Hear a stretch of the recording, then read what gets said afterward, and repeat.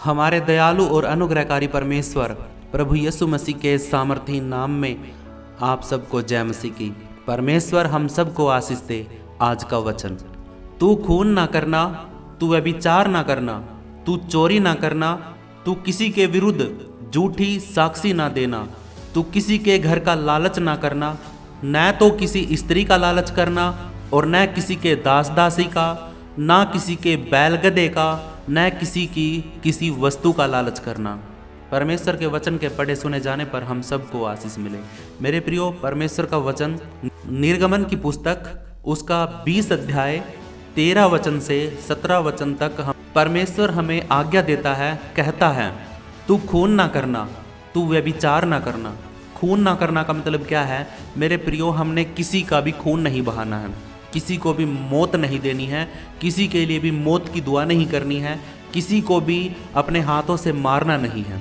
Hallelujah.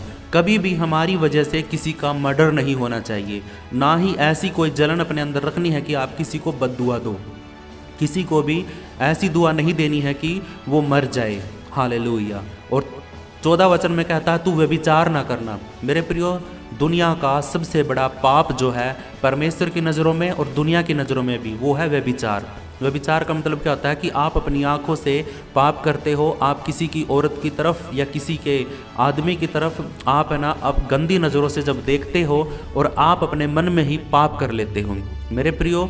और यीशु मसीह ने जो व्यभिचार के विरुद्ध जो आज्ञा दी वो हमें बताया है कि जो कोई है ना एक आदमी को या एक औरत को देखकर आँखों से और अपने मन में पाप कर लेता है तो मेरे प्रियो वो पापी ठहराया गया है। उसने व्यभिचार कर लिया है, उसने अपने मन में उस औरत के साथ उस आदमी के साथ पाप कर लिया है।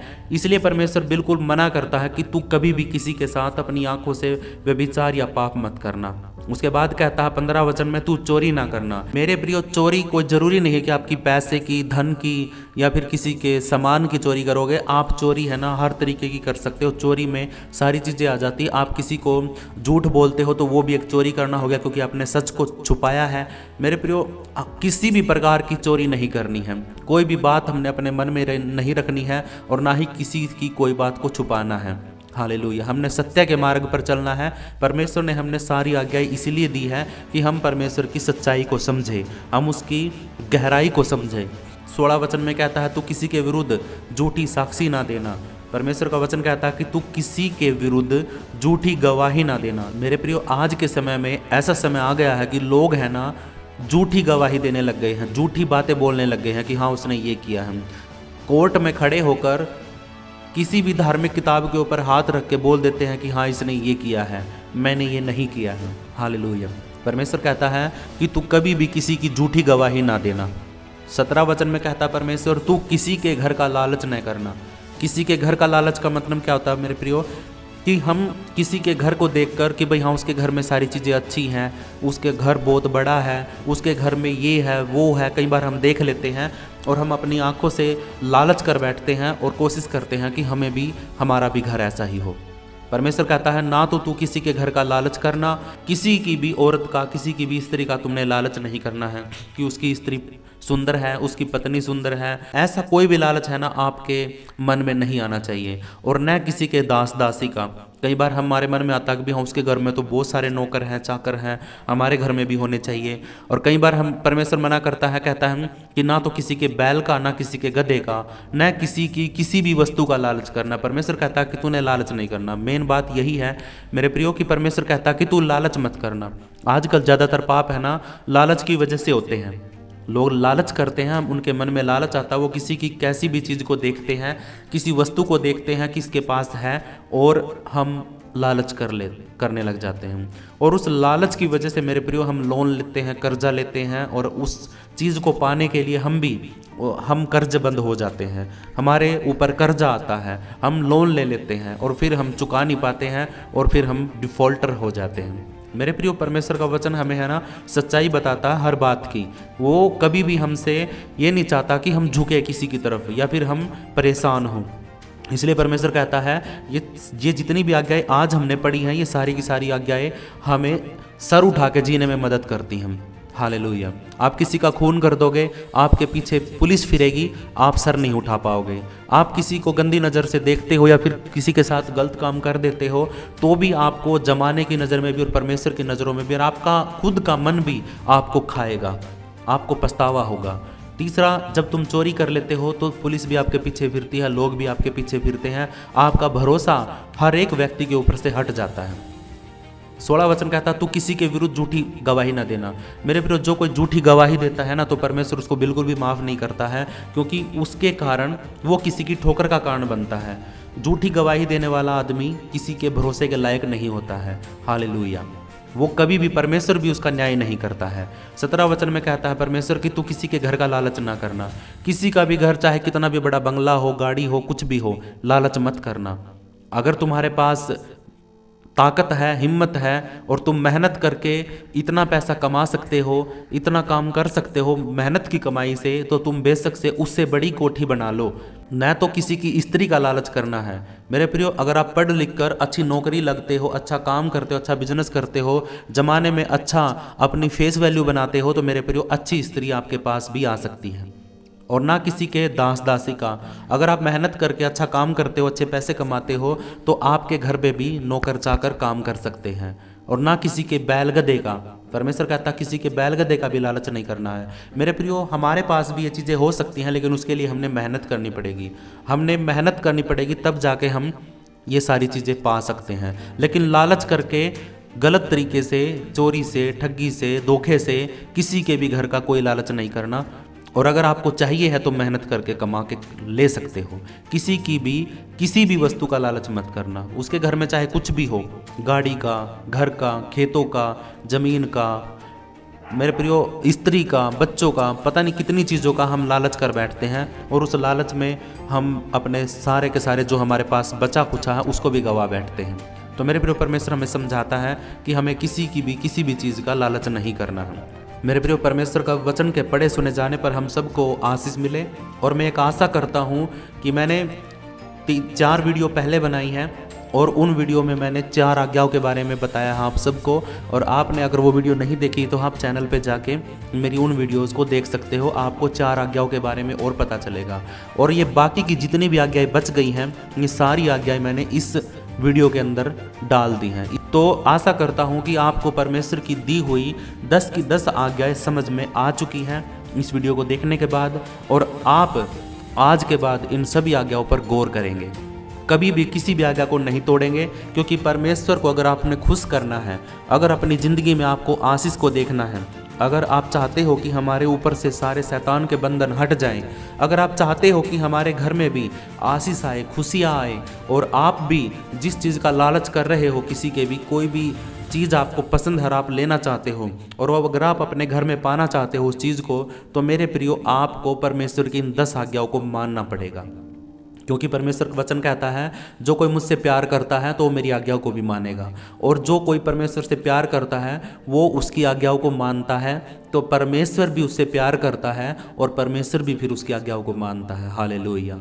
तो मेरे प्रियो, अगर आप विश्वास करते हो और प्रेम करते हो तो उसकी आज्ञाओं को मानो। जो कोई परमेश्वर की आज्ञाओं को मानेगा तो परमेश्वर खुद समझ जाएगा कि हाँ, ये मेरे से प्यार करता है। अगर आप परमेश्वर से उपवास करते हो और उपवास में आप परमेश्वर को समय देते हो, 2 घंटे, 3 घंटे, 1 दिन, 2 दिन, जितना टाइम भी आप उपवास करते हो और परमेश्वर के साथ बैठते हो, बातें करते हो, वचनों में, प्रार्थना में, आराधना में समय बिताते हो, तो मेरे प्रिय, आप परमेश्वर से प्यार करते हो। और जब आप परमेश्वर से प्यार करते हो तो परमेश्वर भी आपसे प्यार करता है। और जब परमेश्वर आपसे प्यार करेगा तो मेरे प्रियो, क्या वो आपकी प्रार्थना को अनसुनी करेगा? क्या वो आपकी आज्ञाओं को नहीं मानेगा? इसलिए तो परमेश्वर कहता है कि तुम विश्वास करो, और अगर तुम इस पेड़ को कहोगे कि यहाँ से उखड़ कर समुद्र में जा लग, तो वो भी कहना मानेगा। अगर आप कहोगे कि हे मुर्दे जिंदा हो जा, तो वो भी जिंदा हो जाएगा। मेरे प्रियो, ये सब कब होगा? जब आप परमेश्वर की आज्ञाओं को मानोगे।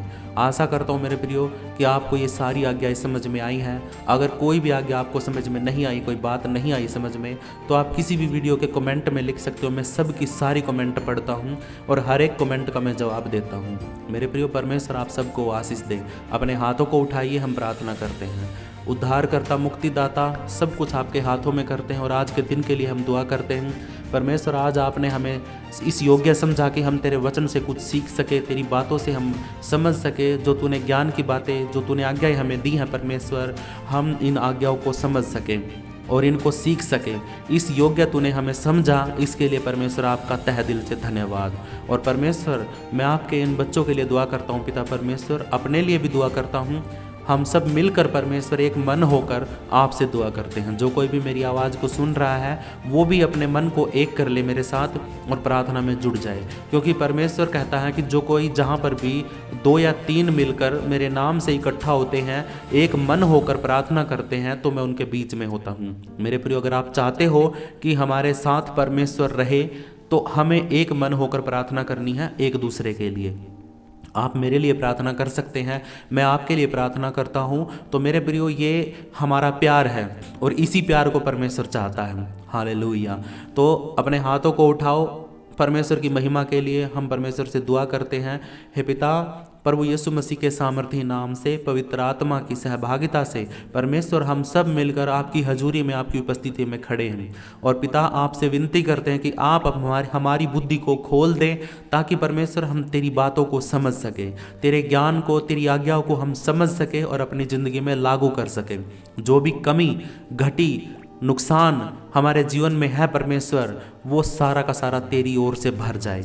परमेश्वर, हमारे पापों को माफ़ कर, हम अपनी गलतियों को, गुनाहों को मानते हैं और आपके सामने नम्र और दीन हो जाते हैं और सब कुछ परमेश्वर तुझे सरेंडर करते हैं, तेरे हाथों में सौंपते हैं। अपनी ज़िंदगी की सारी बागडोर परमेश्वर तेरे हाथों में सौंपते हैं, क्योंकि तू अच्छे से चला सकता है। हम इतने काबिल नहीं पिता परमेश्वर कि हम अपनी ज़िंदगी को सही तरीके से चला सके, क्योंकि परमेश्वर तू अगर हमारे आगे है, सेनाओं का यहोवा अगर हमारे आगे आगे चलता है, तो हमें किसी के भाले का, किसी की तलवार का कोई डर नहीं है, क्योंकि तू सारे तलवारों को मोड़ देता है, तू भालों को मोड़ देता है। हे परमेश्वर, जिसके आगे तू चलता है उसके पीछे चलने वाले कोई भी किसी भी चीज़ की घटी में, किसी भी डर में नहीं रहेंगे, क्योंकि परमेश्वर तू सेनाओं का यहोवा है, तू राजा है, तू परमेश्वर है, तूने सब कुछ बनाया है परमेश्वर, और सारी बातों के लिए क्रेडिट हम तुझे देते हैं। अपनी ज़िंदगी को अब तक हम जी रहे हैं पिता परमेश्वर, इस बात के लिए परमेश्वर आपको धन्यवाद देते हैं। और खुदावन यीशु, आज आपने हमें जो आज्ञाएं दी हैं कि तू खून मत करना,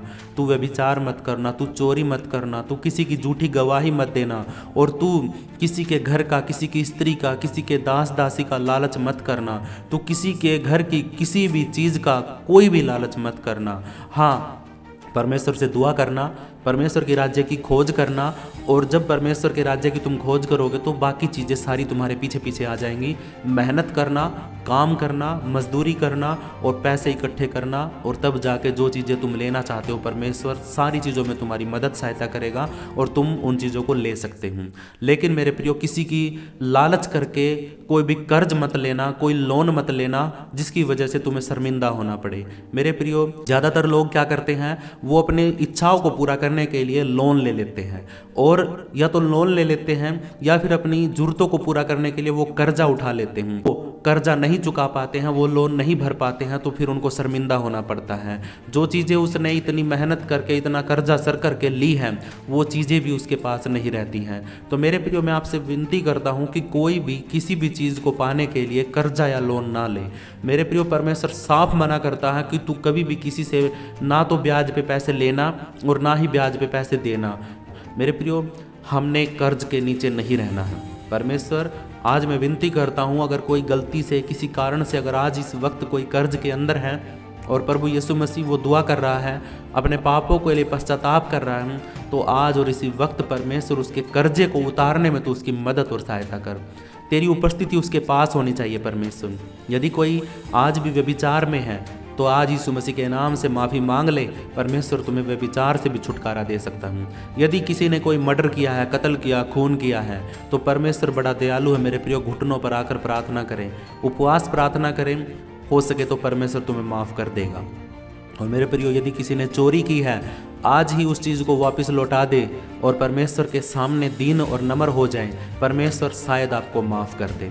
और मेरे प्रियो, परमेश्वर के आगे अगर आपने किसी की झूठी गवाही दी है, अगर आपने किसी के ऊपर दोष लगाया है, झूठा दोष लगाया है तो मेरे प्रियो आज ही माफ़ी मांग लो, परमेश्वर आपको माफ़ कर देगा। लेकिन मेरे प्रियो उस झूठी गवाही आगे से कभी मत देना। और मेरे प्रियो यदि आपने किसी के लालच किया है, किसी के घर का, किसी की स्त्री की का लालच किया, किसी के घर का लालच किया है, या किसी भी वस्तु का आपने कोई लालच किया, तो आज ही उस लालच को निकाल दो। उसके चक्कर में आप अपना नुकसान कर लोगे बहुत ज़्यादा, और पाप में तो पड़ोगे ही, क्योंकि परमेश्वर की आज्ञा को तोड़ दोगे। तो मेरे प्रियो अभी भी समय है, मेहनत करके करो, मेहनत करो, और ताकत से, अपने खून पसीने की कमाई से आप चाहे जहाज़ ले लो, चाहे आप बंगला ले लो, चाहे आप कुछ भी ले लो, लेकिन मेरे प्रियो कभी भी लालच में आकर कर्जा मत लेना, लोन मत लेना।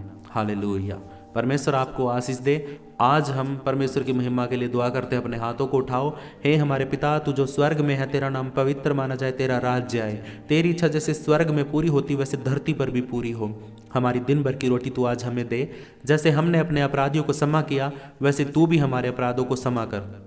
हमें किसी परीक्षा में ना ला, बल्कि हर एक बुराई से बचा, क्योंकि राज्य, पराक्रम और महिमा सदा तेरे ही हैं। पवित्र करने वाले पवित्र परमेश्वर, हम आपका धन्यवाद करते हैं आज के दिन के लिए, आज के वचन के लिए। और परमेश्वर के लोगों, आप सब धन्य हो, क्योंकि आप मेरे साथ जुड़े हुए हो। परमेश्वर आपको आशीष दे, क्योंकि आपने अब तक परमेश्वर के वचन को सुना और उसकी आराधना में, उसकी प्रार्थना में जुड़े रहे। परमेश्वर आपको आशीष दे। सब कुछ परमेश्वर की महिमा के लिए हो। आप इस वीडियो को लाइक कर सकते हैं, शेयर कर सकते हैं, कमेंट कर सकते हैं, अपनी गवाही को मुझे भेज सकते हैं, और आप इस वीडियो को अपने दोस्तों को, अपने फेसबुक ग्रुप्स के अंदर, आप अपने व्हाट्सएप ग्रुप के अंदर शेयर कर सकते हैं। अगर आप नए हैं तो प्लीज़ चैनल को सब्सक्राइब कर लें, बेल आइकन को ऑन कर लें, जिससे कभी भी कोई भी वीडियो आएगी तो आपको पता चल जाएगा। परमेश्वर आप सबको आशीष दे। सबको जय मसीह की।